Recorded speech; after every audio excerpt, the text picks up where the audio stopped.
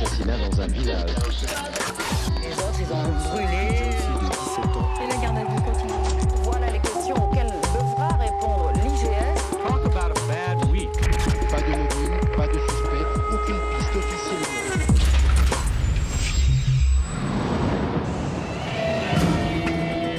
Au sommaire de cette édition, mort suspecte dans l'Essonne. Les corps de 2 jeunes filles sont retrouvés à 1 an d'intervalle. On est dans un mauvais rêve. Un mauvais rêve, un cauchemar. On a l'impression de vivre un cauchemar. Et qu'on va se réveiller, bien sûr, et que tout ça n'a jamais existé. On voyait encore, il y a quelque temps, l'endroit exactement où on voyait les traces de sang. À chaque fois, l'enquête conclut au suicide. Mais les parents n'y croient pas. Coïncidence troublante, les 2 jeunes filles sortaient avec le même petit ami. Ont-elles été assassinées par ce jeune homme? Il faut arrêter ce gars avant qu'il recommence avec une 3e personne. Le portrait de la semaine, Charles Manson, le gourou satanique. 40 ans après son arrestation, l'homme qui a fait trembler l'Amérique a peut-être laissé d'autres cadavres derrière lui. D'après les interrogatoires des membres de la famille de Manson, il y a eu au moins 5 personnes qui ont été assassinées ici. Pour connaître la vérité, la police a réalisé de nouvelles fouilles dans l'ancien ranch de Charles Manson. Le reportage de la semaine à Paris avec la bague de nuit.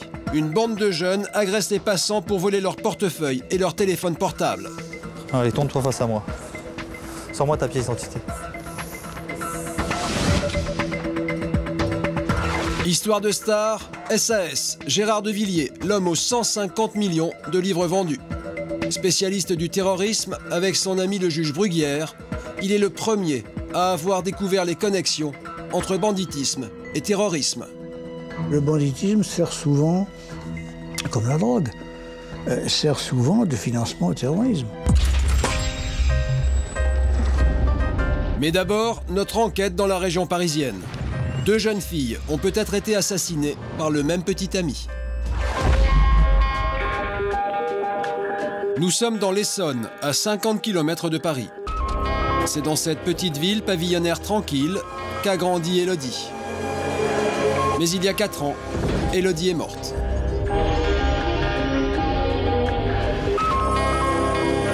Depuis, Eric et Sophie, ses parents, ont gardé sa chambre dans l'état où elle était. À chaque fois qu'ils y entrent, la douleur est toujours la même. Ça, c'était quand elle était petite, oui. On avait une dizaine d'années, là. C'était pour un mariage, oui. Alors c'était une petite poupée, et puis elle l'est restée. Hein, la bouille était un peu la même, la coupe de cheveux est toujours restée un peu la même. Une enfance sans aucun problème. Aucun. On n'a même pas eu, je dirais, les problèmes d'ado que peuvent connaître certains parents. Là, c'est lorsque nous avions été à Étretat, un week-end de mai. Et puis c'était, voilà, ça c'est tout à fait elle. C'est son sourire, enfin, on voit que c'est une fille qui est gaie, qui est... C'était la joie de vivre, hein, aussi. Elle réussissait, elle était jolie. Financièrement, elle s'en tirait plutôt bien. Elle avait certainement beaucoup d'avenir. À 22 ans, Élodie étudie la sociologie à l'université d'Évry. En même temps, elle multiplie les petits boulots.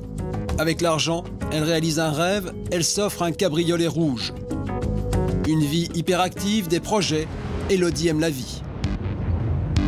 Et pourtant, le 1er juillet 2004, elle est retrouvée morte dans une chambre d'hôtel à quelques kilomètres de chez elle.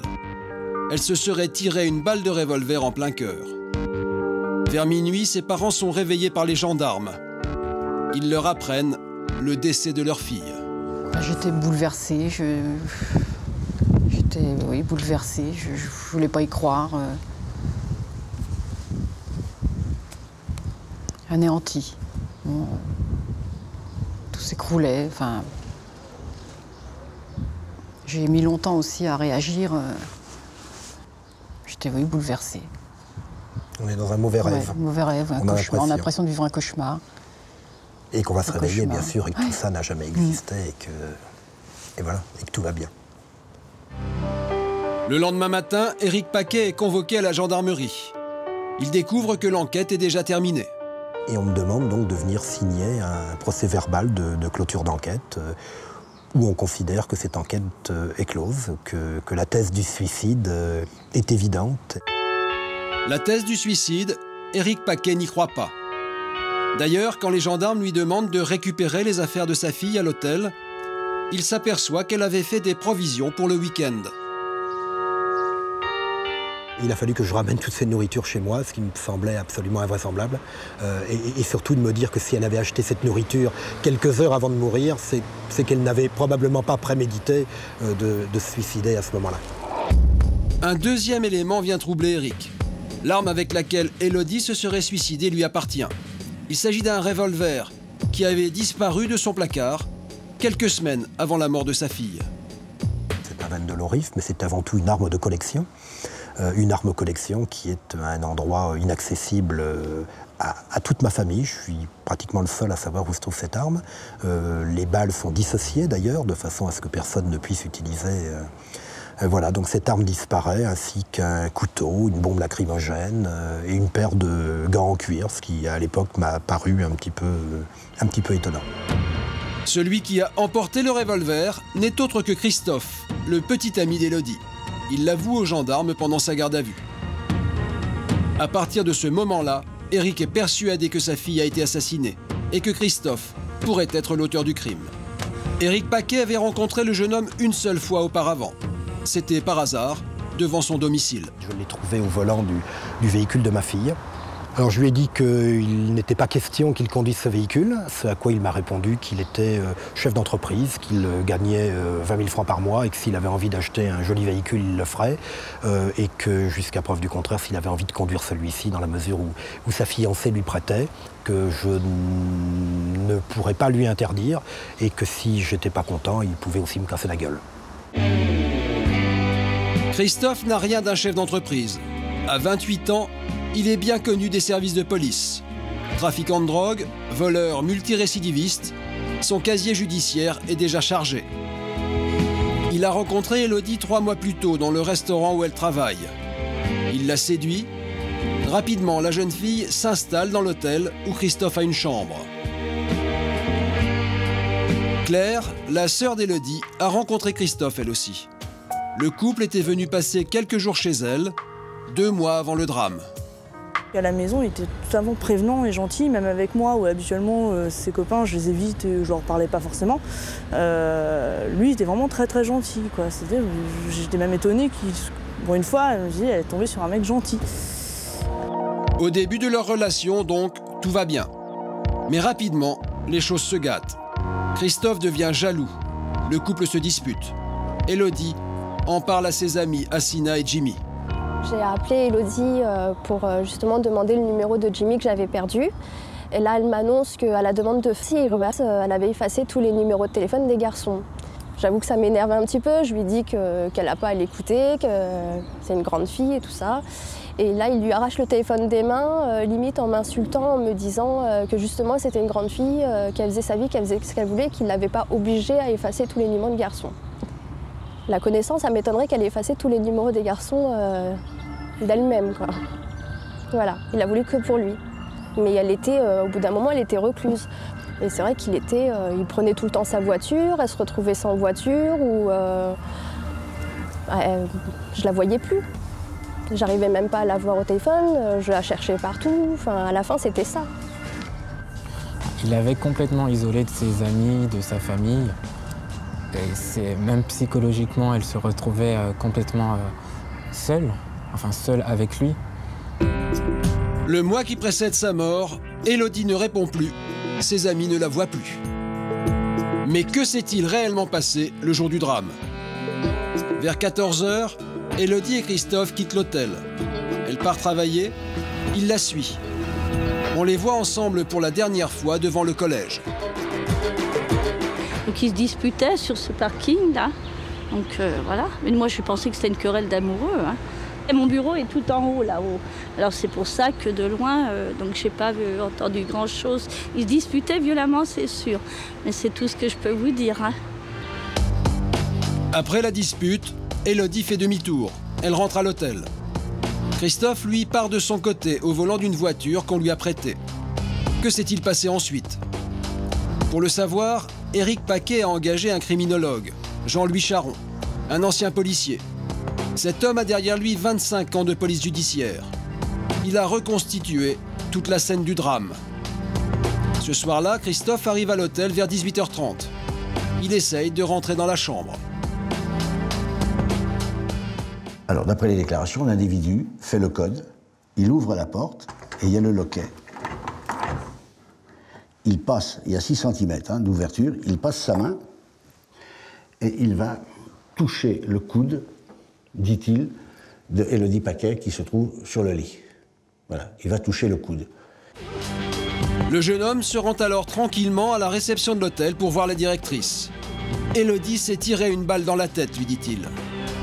Ils reviennent tous les deux vers la chambre et là, les témoignages divergent. Il fait noir, alors il dit je regarde et je vois une boîte de balles. Il voit des balles, lui. Et la directrice qui a regardé également, elle croit que c'est des médicaments. C'est-à-dire, lui, il est sûr, c'est une boîte de balles. Donc il en déduit qu'elle s'est tirée une balle dans la tête, puisqu'il a été voir la directrice en disant « elle s'est tirée une balle dans la tête ». La directrice appelle immédiatement les secours. Pendant ce temps, Christophe sort de l'hôtel. Il fait le tour pour entrer par la fenêtre. Et là, bizarrement, il aurait réussi à l'ouvrir de l'extérieur sans la casser. Comme vous pouvez le constater, on ne peut pas l'ouvrir. Donc il dit « j'ai frappé à hauteur du loquet ». Il a réussi à ouvrir. Donc c'est impossible, c'est pas moi qui le dis, moi j'affirme rien, je ne lis pas dans le mar à café, c'est la directrice qui dit c'est impossible d'ouvrir sans casser quelque chose et qu'ils ont échappé à plusieurs tentatives de cambriolage à cause de ce système. C'est-à-dire que l'individu réussit à faire ce qu'aucun voleur n'a pu faire sur le secteur. Et moi, ça m'interpelle grandement. Voilà. Une fois la fenêtre ouverte, Christophe se comporte d'une façon étrange. Alors l'individu ouvre la fenêtre, il prend son chien, il nous dit qu'il prend son chien, il sort son chien et il va le promener. Il ne rentre pas dans la chambre. Il ne va pas se rendre compte de la situation d'Élodie. Il ne sait pas si elle est morte, il ne sait pas si elle est gravement blessée, il ne fait rien. Il ne rentre pas. Il ne va même pas ouvrir la porte pour permettre aux pompiers de rentrer. Il laisse comme ça. Et les pompiers rentreront par la fenêtre, enjamberont la fenêtre. Et lui ? Eh ben lui, il est dehors, avec son chien. Il fait rien. Pour Jean-Louis Charon, Christophe fait figure de suspect. Pour moi, ils se sont disputés. Il y a un coup de revolver qui est parti, intentionnellement, non intentionnellement. Est-ce un accident? On ne sait pas ça. Bon. La petite a été tuée et il est parti par la fenêtre. Il est parti par la fenêtre et il a tiré la fenêtre. C'est pour ça que le soir, quand il est revenu, qu'il a tapé sur la fenêtre, elle s'est ouverte, mais il savait qu'elle était ouverte. Mais comment expliquer que les enquêteurs aient conclu aussi rapidement à un suicide? Alors il y a 2 solutions. Ou les enquêteurs étaient incompétents. Ça peut arriver, mais là, j'y crois pas trop. Deuxième solution, c'est la période des vacances, 1er juillet. On a loué une villa et on ne peut pas rester. Et peut-être que ceux qui ont fait cette enquête partaient en vacances. Je ne sais pas, moi je ne les connais pas. Un autre rebondissement relance la thèse de l'assassinat. Quelques jours après le décès d'Élodie, Eric reçoit un appel anonyme. C'est une voix de femme. Christophe, lui dit-elle, oui, allô, avait une petite amie, Kelly. Elle s'est suicidée il y a 1 an. Eric vérifie. L'information est exacte. Mais Kelly s'est-elle vraiment suicidée? Kelly avait 16 ans. Elle était lycéenne. En mars 2003, elle se jette sous un train dans une autre petite ville de l'Essonne, proche de celle où vivait Élodie. Le papa de Kelly n'a jamais cru, lui non plus, au suicide de sa fille. À l'époque, elle sort depuis 1 mois avec Christophe. Elle veut le quitter. Le jeune homme la met en garde. Il inscrit des menaces sur une borne électrique tout près de chez Kelly. C'est là, essentiellement, c'était ici. Et c'était écrit Kelly, tu vas tricarder et je vais m'en rigoler. Tu vas tricarder, tu vas payer. Après avoir lu les inscriptions, Kelly part au lycée. Bouleversée, elle en parle à son meilleur ami, Jimmy. Le jeune garçon alerte le papa de Kelly. Jimmy est venu tout seul.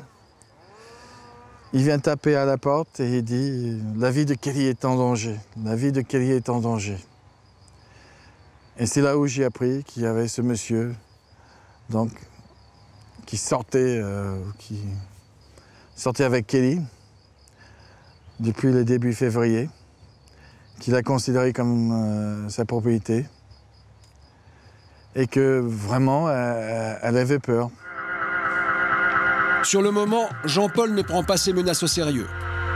En fin d'après-midi, Kelly rentre à la maison. Elle ressort presque aussitôt. Elle s'approche de la voie ferrée, située à quelques mètres de chez elle. 17h43.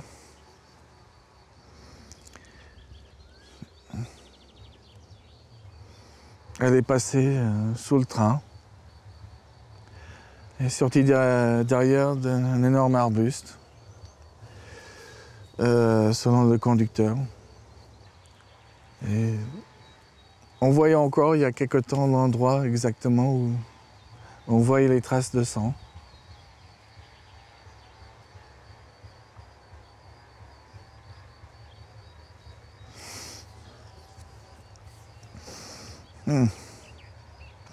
Je pouvais pas croire que c'était un suicide.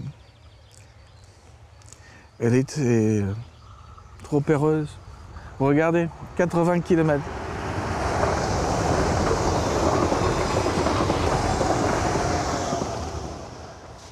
Depuis 5 ans, le papa de Kelly reste convaincu que Christophe est impliqué dans la mort de sa fille.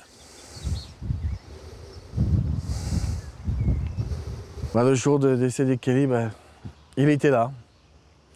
Alors je ne sais pas s'il était là, derrière, caché. J'ai mes doutes. Mais on est à 800 mètres de la gare de Double. Pour un gaillard comme lui, ça demande quoi? 5, même pas 10 minutes à venir à pied. Parce qu'on l'a vu là-bas? Ah oui, on l'a vu là-bas. Donc on sait qu'il était là au moment, au moins on sait qu'il était dans la zone au moment que Kelly est décédée. Étrange coïncidence, à chaque fois que ses petites amies se suicident, Christophe n'est jamais loin. Après la mort de sa fille, Jean-Paul a tout perdu. Sa femme, sa maison, il a quitté son emploi. Il n'a plus qu'une seule idée en tête, retrouver Christophe. Je l'ai traqué. Pendant combien de temps? Je dirais facilement 1 an, presque 1 an et demi. J'ai cherché tous les endroits où les jeunes m'ont dit il traîne là, il habite là. Donc il y a un jour, je suis tombé sur lui au centre-ville de Brive. Vraiment, j'avais le pied sur l'accélérateur et je voulais juste foncer, je voulais l'écraser. Mais je me suis dit non, il fallait que je suis certain que c'était un pourri, comme tout le monde était en train de me dire, de m'expliquer. Aujourd'hui, Jean-Paul a perdu la trace de Christophe, qui aurait peut-être quitté la région. Il revient là où le jeune homme avait l'habitude de venir, comme ici à la gare où il vendait de la drogue et où il aurait été impliqué dans une affaire de viol. Vous dites que ça fait quelques mois qu'il n'est pas venu? Ça fait quelques temps, oui. Puis comme je vous disais, donc, les jeunes ici se passent le mot, comme quoi les filles, il fallait qu'elles fassent attention à un fameux facile qui traînait dans les trains et qui risquait d'être accusé pour viol ou autre. Donc il y a des jeunes qui se préviennent que... Il y a des jeunes qui se préviennent, oui, comme quoi ce facile est très dangereux et qui l'aurait traîné dans les coins. Mais bon, ça fait un petit bout de temps qu'on ne l'a pas vu. Je suis content parce que la première année, après sa mort, je me suis bagarré pour que toutes les jeunes savent qu'on dise que voilà il était dangereux et qu'il fallait faire attention. Et au début, personne ne voulait m'écouter. Face à la douleur, les papas de Kelly et d'Élodie ont décidé de s'unir. Ils constituent actuellement une association, Parents en colère. La moitié de mon cœur était arrachée. Moi, je sais que je ne serai jamais pareil.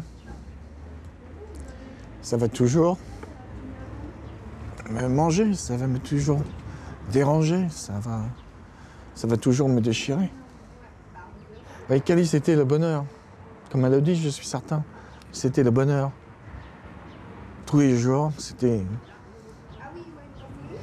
Le bonheur que connaissent tous les parents quand ils se lèvent le matin et de retrouver leurs enfants.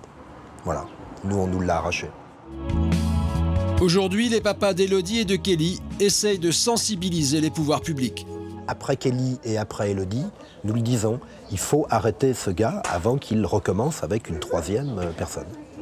Donc cette fois-ci, on alerte les autorités. Je crois que toutes les grandes affaires de meurtriers en série ont commencé comme celle-ci, par une, par deux, puis trois, puis quatre, et on les connaît, ces meurtriers. Alors évitons peut-être d'attendre une 10e victime avant de s'occuper de cet individu. Pour relancer l'affaire, Éric Paquet a fait appel à un avocat célèbre, Maître Gilbert Collard. L'avocat se bat contre la thèse officielle du suicide. Il y a 1 an et demi, il a obtenu la réouverture de l'enquête. Mais depuis, Éric Paquet n'a plus aucune nouvelle des autorités judiciaires. Ce qui nous inquiète un petit peu, c'est la lenteur des procédures. Pendant toute la période où l'enquête se déroule, dans le cadre soit d'un travail fait par la gendarmerie, soit d'un travail fait par la police, on n'est pas au courant. On n'est pas informé. On est informé que lorsque tout le travail a été fait, et que le juge d'instruction rend compte, comme on dit, de la commission rogatoire. On a tout de même la possibilité de le rencontrer, le juge. De lui demander un entretien. Bien sûr, mais on lui bien sûr. Donc, il n'est pas obligé de vous recevoir. Hein. Ça, j'ai bien compris, mais on se décourage un peu parce que tous les jours, quand on se lève, nous, on pense à notre petite fille qui est dans un cimetière et qu'on ne reverra plus jamais. Ce qui a considérablement changé, évidemment, toute notre vie. Non seulement notre vie, mais celle de notre famille. Donc effectivement, on aimerait, sans compassion d'ailleurs et sans pitié, on aimerait tout simplement pouvoir expliquer à un juge ou à quelqu'un en tout cas d'officiel quels sont nos doutes sur cette affaire. S'il s'avérait que notre fille, que l'on pense s'être suicidée, s'est suicidée, je veux dire que je n'ai aucune honte à ça. Voilà, vous l'accepteriez. Maintenant, si ça n'est pas le cas et si aujourd'hui un meurtrier court, je pense que c'est très grave. Mais pour Maître Collard, le dossier a très peu de chances d'aboutir. La difficulté que nous avons, c'est que la justice est une machine têtue et que le postulat de départ, qui a été vérifié par l'enquête, puisque l'enquête elle va dans ce sens, c'est que c'est un suicide. Et on dérange tout le monde en voulant inviter les enquêteurs à chercher ailleurs, et ils ne veulent pas. Parce qu'ils considèrent qu'ils ont bien fait leur travail, quand ils ont conclu tout de suite à l'hypothèse d'un suicide. Est-ce que vous pensez qu'on a une chance de pouvoir aboutir dans cette affaire? Vous me posez la question devant les parents. Dans le système actuel, non. Dans le système actuel, s'il n'y a pas une prise de conscience, peut-être un mouvement d'opinion et encore, on restera dans la même logique. Les premiers enquêteurs ne se sont pas trompés. Une affirmation difficile à entendre pour les parents d'Élodie. Déçus parce qu'ils viennent de confirmer que la justice était très fermée et qu'on aurait du mal probablement à aboutir. Mais bon, cela dit, c'est le seul espoir que nous avons, c'est d'avoir un bon avocat et d'espérer que tout ça va changer et va peut-être nous permettre de savoir un jour la vérité de ce qui s'est passé. Les parents d'Élodie espèrent que la justice entendra un jour leur appel au secours. Quant à Christophe, il a été condamné à 6 mois de prison en 2005 pour des vols à l'arraché dans le RERD. Mais il n'a jamais été inquiété pour les disparitions de Kelly et d'Élodie.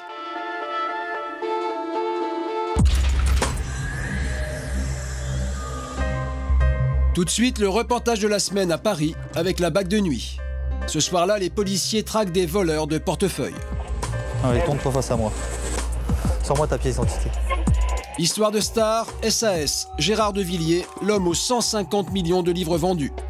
Avec son ami le juge Bruguière, il est le premier à avoir découvert les connexions entre banditisme et terrorisme. Le banditisme sert souvent, comme la drogue, sert souvent de financement au terrorisme. Mais d'abord, le portrait de la semaine, Charles Manson, l'homme qui a fait trembler l'Amérique, refait parler de lui. Bonne journée.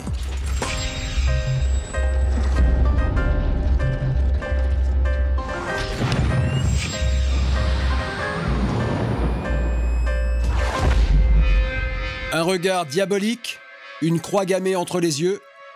Cet homme a terrorisé l'Amérique à la fin des années 60. Si vous faites quelque chose, faites-le bien. Laissez derrière vous quelque chose de diabolique. Bonne journée. Il s'appelle Charles Manson. Il a aujourd'hui 73 ans, dont 39 passés derrière les barreaux. En 1971, le tribunal de Californie le condamne à la peine de mort pour un massacre commis à Los Angeles en 1969. 7 personnes sont assassinées dans des conditions particulièrement barbares. Parmi les victimes, l'actrice Sharon Tate, 26 ans, épouse du réalisateur Roman Polanski. Elle était enceinte de 8 mois. La semaine dernière, le gourou psychopathe fait encore parler de lui. Le sergent Paul Dusty, policier à Mammoth Lakes, à 500 km de Los Angeles, entraînait son chien dans le ranch où vivaient Manson et ses disciples. Tout à coup, l'animal marque un temps d'arrêt qui inquiète le sergent. Pour vérifier, il fait venir d'autres chiens. Quand j'ai eu un chien, je l'ai dressé. Et j'ai travaillé avec d'autres personnes qui font des fouilles pendant leur temps libre. Je leur ai demandé s'ils voulaient travailler avec moi au Ranch Barker. Je me suis dit que ce serait un bon endroit pour entraîner les chiens et faire des fouilles. Et ce jour-là, on a trouvé 2 points d'alerte. Et les chiens se sont entraînés.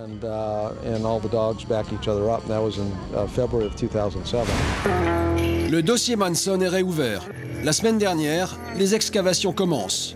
Le ranch Barker, où vivait Manson, est situé dans la vallée de la mort, en Californie. Une vallée au nom prédestiné. D'après les interrogatoires des membres de la famille de Manson, il y a eu au moins 5 personnes qui ont été assassinées ici. Les fouilles commencent. Elles vont durer 2 jours. Les enquêteurs vont-ils trouver de nouvelles victimes que Manson n'aurait pas avouées? On ne sait pas ce qu'il y a ici, mais c'est certain, il y a quelque chose. Vous savez, quand 6 chiens donnent l'alerte, les uns après les autres, sur un même site, et que les détecteurs de gaz indiquent la présence de corps humains en décomposition, tout ça indique clairement qu'il y a quelque chose de suspect. Si les enquêteurs découvrent de nouveaux cadavres, il y aura un procès. Et cette fois, Manson passera sur la chaise électrique pour tous les crimes qu'il a fait commettre. Car Manson n'a jamais tué de ses propres mains. C'est peut-être pour ça aussi qu'il fascine. Né en 1934, Charles Manson commence sa carrière de délinquant par des vols de voitures. Il est également déclaré coupable de proxénétisme et de viol. Libéré de prison en 1967, il s'installe dans la région de San Francisco, en Californie. L'époque est au Peace and Love, il fonde une secte de pseudo-hippies appelée la Famille. Il s'entoure d'une cour de disciples constituée en majorité de femmes. Les fidèles de Manson, endoctrinés par des pratiques occultes et abrutis par des drogues hallucinogènes, sont prêts à tout pour leur gourou. À tout, même à tuer. Dans la nuit du 8 au 9 août 1969, Tex Watson, Patricia Krenwinkel, Susan Atkins et Leslie Van Houten pénètrent par hasard dans une maison à Beverly Hills. C'est celle du réalisateur Roman Polanski. Ils assassinent sauvagement sa jeune épouse, enceinte de 8 mois, Sharon Tate, ainsi que 4 de ses amis, en positionnant les corps selon des rites sataniques. Quelques heures plus tard, arrivé à son tour sur les lieux des crimes, Manson écrira lui-même « Pig », porc, avec le sang de l'actrice. Vous savez tous à quel point elle était belle. Tous disaient qu'elle était une des plus belles, sinon la plus belle femme au monde. Mais nous sommes seulement quelques-uns à savoir à quel point c'était une belle personne à l'intérieur d'elle-même. Mais le massacre ne s'arrête pas là. La nuit suivante, les disciples de Manson assassinent un riche couple de Los Angeles et inscrivent avec leur sang « Mort au cochon » sur les murs, et puis « Helter Skelter », le grand chaos en anglais, une inscription inspirée par cette chanson des Beatles.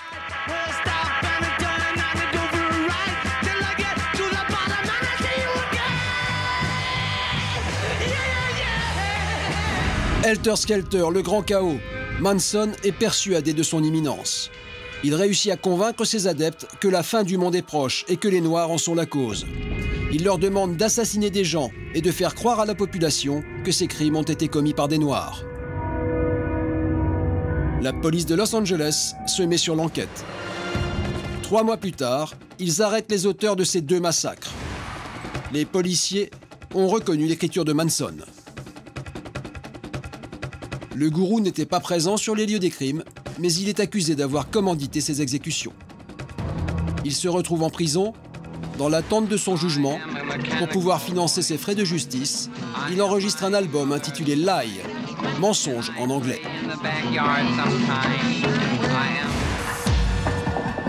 Finalement, le 25 janvier 1971, il est condamné à mort par le tribunal de San Francisco. 1 an plus tard, l'État de Californie abolit la peine de mort. Sa peine est commuée en prison à vie. Mais la peine de mort est rétablie en Californie en 1976. Retour au Ranch Barker. Si les enquêteurs trouvent de nouveaux cadavres, Charles Manson sera de nouveau jugé et cette fois, il sera exécuté. Après 2 jours de fouilles, le shérif Lutz annonce les résultats. Non, il n'y a pas d'ossements, mais surtout des roches, de la sauge et de la terre, c'est tout. Pas de nouvelles victimes, Charles Manson vient de sauver sa tête. Je suis un peu déçu, mais je voudrais quand même remercier le bureau du shérif de l'immense effort qu'ils ont fait pour rendre ces fouilles possibles. Et je pense que le fait d'avoir apporté toutes les techniques scientifiques sur ces sites va nous donner des informations précieuses pour le futur. Pour le sergent Dostie, l'enquête n'est pas terminée. Il pense que la liste des cadavres de Manson peut encore s'allonger. Le gourou satanique a déjà demandé 11 fois sa remise en liberté. La dernière en date, le 23 mai 2007, lui a été refusée.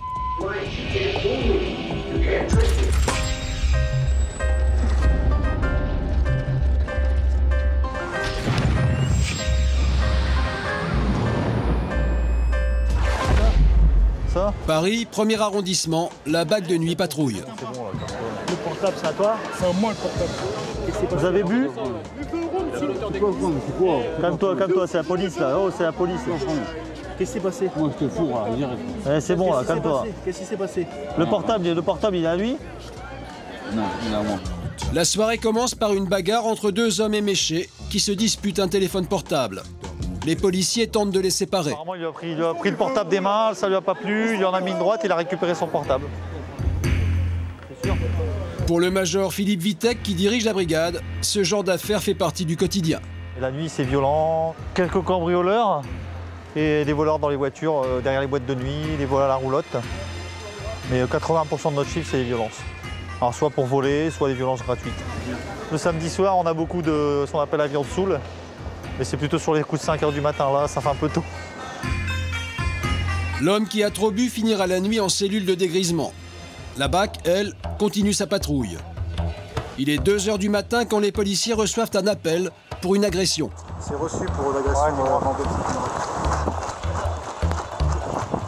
4 hommes agressent les passants pour leur voler téléphone portable et portefeuille. La BAC de nuit part à leur recherche. Agression, ouais. 4 individus. Tous en survêtement. Ils ont volé le portefeuille. Ils sont partis en courant vers la place Vendôme. Les policiers sillonnent le quartier où vient d'avoir lieu l'agression. Après un quart d'heure, ils repèrent 3 hommes qui bousculent un passant. Philippe pense qu'il peut s'agir des agresseurs qu'il recherche. Ce sont eux que l'on aperçoit dans le cercle blanc. On a se connaître. On a la pression ou quoi? Avance pas, un tout petit peu, je vais descendre. Le policier veut interroger le passant pour savoir ce qui s'est passé. Vous voulez quoi le... Bah rien, il y a une petite léchée. Une petite léchée, ils vous ont pas rien demandé, pas d'argent? Non, mais là, je crois qu'il a mis sa main dans ma poche. Ah, ok, d'accord. Ok. Rien de très grave. Il manque rien? Non, je crois pas. Ok. Ah, ils sont assez hauts, hein. Ils remontent vers les boîtes, là, tu sais. Le chef de la BAC décide de suivre les 3 hommes à pied pour les prendre en flagrant délit. On les a devant, ils sont à 50 mètres.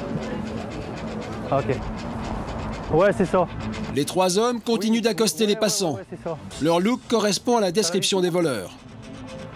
Les policiers décident de contrôler leur identité. Je vais les ficher là, je les contrôle là.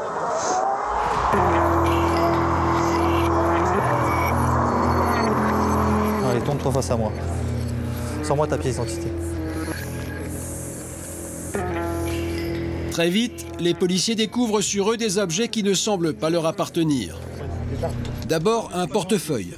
Il n'y a rien. Il n'y a rien dedans. Rien dedans Il n'y a pas d'identité? Il n'y a rien du tout.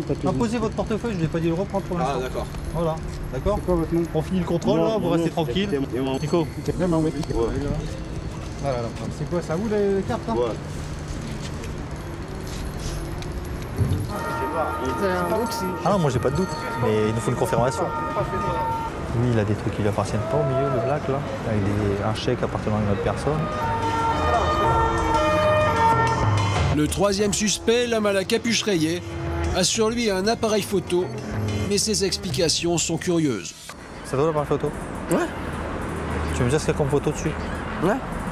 Non, il n'y a pas de photo, wesh. Est-ce que tu peux me dire ce qu'il y a comme photo dessus? Il n'y a pas de photo.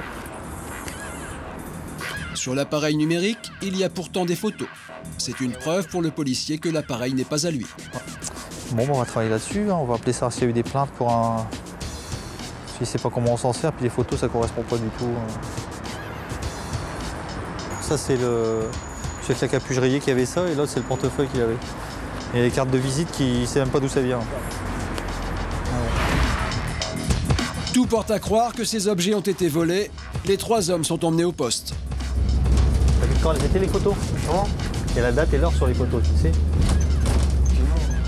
C'est du numérique maintenant. Hein.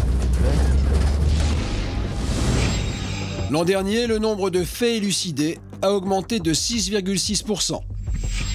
Les crimes et délits à Paris ont baissé de 4,6% sur les 12 derniers mois. Arrivés au poste, les trois hommes sont à nouveau fouillés. Tout ce que vous avez sur vous, ça vous appartient? Dans le portefeuille, le chef de la BAC retrouve un chèque. Avec l'adresse qui figure dessus, il va peut-être retrouver le propriétaire. À moins que celui-ci ne soit en plein sommeil, il est quand même 3 h du matin. Je vais me mettre À 3 h du matin, Philippe. Il n'y a pas d'heure pour les braves. Il sera peut-être content, ce monsieur. Oui, bonsoir, c'est la police du 1er arrondissement à Paris. Excusez-moi de vous déranger à cette heure-là. Et on a interpellé des individus qui sont en possession d'un chèque que vous auriez fait à monsieur X. Et pourquoi vous me téléphonez si tard, comme ça? Bah, parce que justement, ces messieurs, c'est pas normal qu'ils aient ça sur eux. Il faut qu'on ait le plus d'éléments possible pour pouvoir ensuite les placer en garde à vue et ouvrir une enquête. Ah, d'accord. Et vous avez trouvé le chèque sur des personnes? Voilà. Ainsi qu'une carte d'AOS au nom de Nalo. Voilà, c'est votre petit-fils. Oui, oui. D'accord. Donc est-ce que je... Qu'est-ce que vous voulez que je fasse? Bah, si je vous avais un numéro, je peux le joindre. Je vais vous donner son numéro de... Voilà, ouais. Et vous avez vraiment besoin de lui à cette heure? Oui, j'ai besoin de lui à cette heure. Ah. Ça serait gentil. Oui, ben vous allez essayer, hein. Ok, d'accord. C'est bon, bah on peut faire vider toutes les poches. Pendant qu'un policier appelle le propriétaire du portefeuille, Philippe interroge les suspects pour confronter les versions. C'est à vous? Je l'ai acheté à Barbès. À Barbès? Ouais. Très bien, si la plainte elle est d'aujourd'hui, que je trouve une plainte ou quoi que ce soit, tu sais ce qui va se passer. C'est garde, écoute bien, c'est garde à vue. Oui, je sais. Mais je dis que je l'ai acheté. Je te laisse 5 minutes pour réfléchir, tu retournes là-bas. Mettez-vous là. Le temps de la réflexion, il interroge un deuxième suspect. Tu viens? Ça vous appartient? Je l'ai ramassé par terre, monsieur. Bon, écoutez-moi, monsieur. Oui, monsieur. Écoutez-moi. Oui. Il y a des personnes qui vont venir ici. Je ne vais pas vous répéter 50 fois. Il y a des personnes qui vont venir ici. Tout à l'heure, au métro 4 septembre, vous avez croisé un monsieur. Il vous a décrit des pieds à la tête. Comment je l'ai touché, moi? Ouais, vous l'avez touché. Et j'ai volé, moi? Bah, c'est quand même bizarre. Vous l'avez croisé, vous l'avez secoué un peu et vous avez son portefeuille sur vous. Moi? Non mais arrêtez de me faire... Il vous a dit moi? Arrêtez de me faire moi. Non, monsieur, tout à l'heure. Il va venir, s'il vous reconnaît, à partir du moment où il va vous reconnaître... Si moi, je l'ai volé, moi. Justement. Merci. C'est pas vous? C'est pas vous? J'ai rien fait du tout. Ok. Vous reconnaissez que vous aviez le portefeuille sur vous? J'ai ramassé par terre. Vous reconnaissez que vous avez le portefeuille sur vous? Vous nous l'avez donné? Ouais, je l'ai ramassé par terre. Ok, voilà, c'est tout ce que je voulais entendre. Je reconnais que... Bah, il faut le ramener au commissariat quand vous trouvez un objet par terre. Ok. Mais... Voilà, il faut le ramener au commissariat, monsieur. C'est à lui, monsieur. Hein? Faut le ramener au commissariat. Aucun d'entre eux ne passe aux aveux, mais le policier attend que la victime arrive. L'homme se présente quelques minutes plus tard. Monsieur, Oui. Vous allez bien? Ouais, merci beaucoup. Bonsoir. J'hallucine. C'est ça? Ouais. Vous les avez croisés discrètement derrière la porte, ils sont assis. Je les ai croisés, ouais. Je reconnais bien lui. Ah, ok, d'accord. Ah, c'est le monsieur là, qui avait votre portefeuille. Ouais. Et puis bon, il y avait lui avec aussi, il est là derrière. Il y a... Ah, ok, en fait, on est d'accord. sorti du métro, le gars me dit. Ils étaient tous les trois en train de rigoler. Je dis, bah, vous êtes chauds, les gars, je sais pas quoi. Enfin, vous êtes formel sur. Ouais, lui, je suis formel parce qu'on a un peu discuté. Après, les autres, ils sont partis chacun de leur côté. Mais... En fait, on vous a retrouvé grâce au chèque de votre. De mon grand-père. Votre grand-père. Ok. Donc, il y a une carte bleue qui est pas là. D'accord. Merci beaucoup, en tout cas. Il n'y a pas de problème. Et à partir du moment où lui, il est là, il nous dit je reconnais formellement, c'est eux qui m'ont entouré à la sortie du métro 4 septembre. Et à partir de ce moment-là, je me suis aperçu que j'avais mon portefeuille. Et lui, on le retrouve porteur du portefeuille. Il n'y a plus de doute et il n'y a plus de. Donc là-dessus, il n'y a plus de souci. La victime a déposé plainte. Les 3 hommes interpellés sont placés en garde à vue pendant 24 heures. Ils seront présentés au juge en comparution immédiate pour vol en réunion. Il y en a un d'entre eux qui est un peu plus loquace. Il nous a dit qu'ils avaient fait une grande tournée, qu'ils avaient bu un peu et qu'ils avaient secoué pas mal de victimes dans la soirée. Bon, sans plus, je pense qu'à l'audition, on aura beaucoup plus de détails sur qui a fait quoi.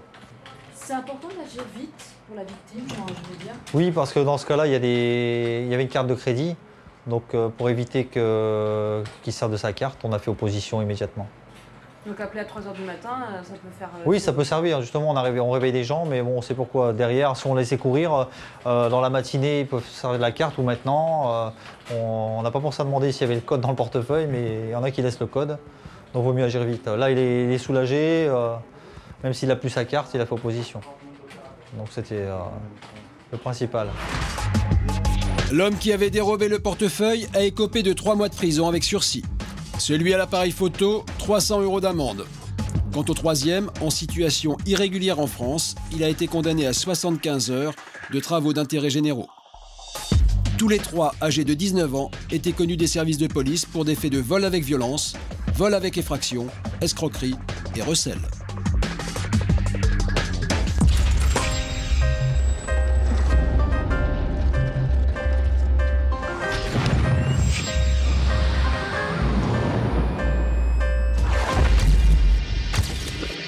Nous sommes dans les coulisses très fermées de la célèbre couverture de SAS. Pour illustrer ses romans, la recette est toujours la même depuis 43 ans. Une jolie fille, un armurier qui apporte un véritable arsenal, du simple pistolet à la Kalachnikov en plaqué or, et toujours le même photographe depuis 10 ans, Thierry Vasseur. Ça c'est bien, hein. Je l'ai connu à l'âge de 13 ans parce que mon père est fan des SAS. Et ça a été ma première lecture et mes premières aventures amoureuses. Derrière le célèbre logo, un homme, Gérard de Villiers. À bientôt 80 ans, l'auteur a fait fortune en vendant plus de 150 millions d'exemplaires de ses livres. Décalé un peu par là. Comme à son habitude, c'est lui-même qui règle la mise en scène et qui dirige les opérations. Tu devrais la prendre de plus bas, tu vois, en contre-plongée. Objectif, attirer le regard des lecteurs. Non, c'est pas joli, ça.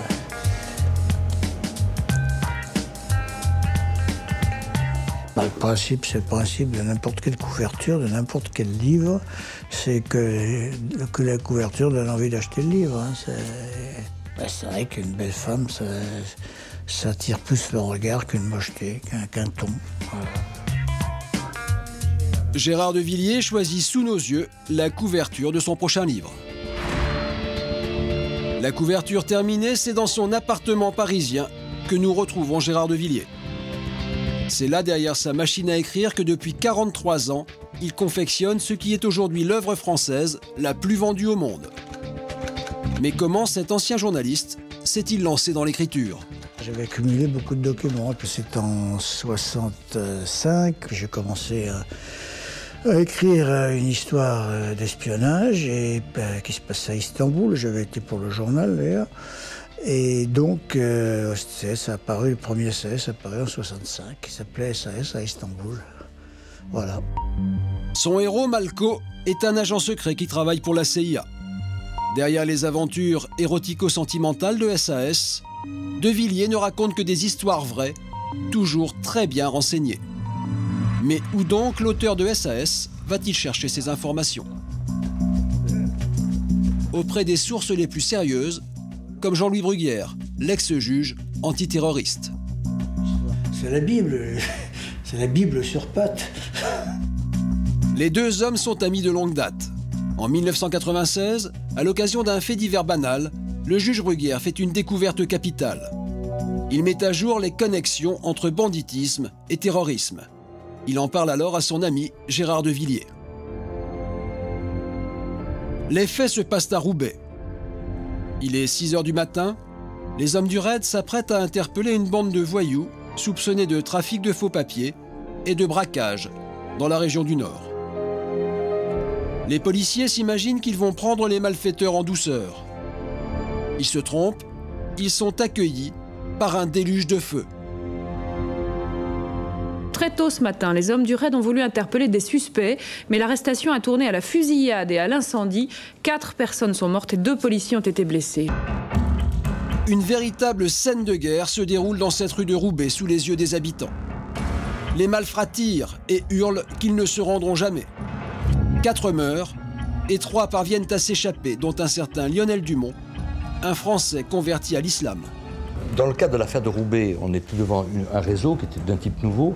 Ce sont des gens qui appartiennent à la criminalité, qui sont des petits voyous, mais qui d'un coup vont se convertir à l'islam radical, qui ne vont pas changer le truc, puisqu'on leur dit tout ce que vous faites, vous le faites pour Allah, c'est parfait. Le juge découvre que les braquages servaient en fait à financer la guerre sainte.